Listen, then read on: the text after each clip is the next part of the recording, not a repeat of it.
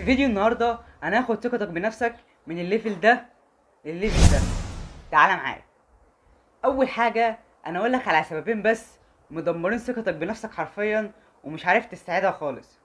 اول حاجه وهي انك لازم تعمل تاسك لنفسك كل يوم تهتم بيه وتمشي عليه، لانك لو اهتميت بيه ومشيت عليه كويس ونفذته بالحرف الواحد هتيجي اخر اليوم هتلاقي نفسك عامل التاسكات دي كلها، هتحس نفسك ان انت فرحان وفعلا انت طلعت راجل مع نفسك قوي ووثقت في نفسك وعملت التاسك ده. فاول حاجه عايزك تعملها تعمل تاسك لنفسك كل يوم تنفذه في اليوم الواحد، ولو عملته صدقني هيفرق معاك جامد وعن تجربه شخصيه.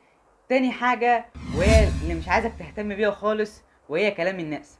بص، كلام الناس مش هيودي ولا هيجيب ولا هيعمل اي حاجة.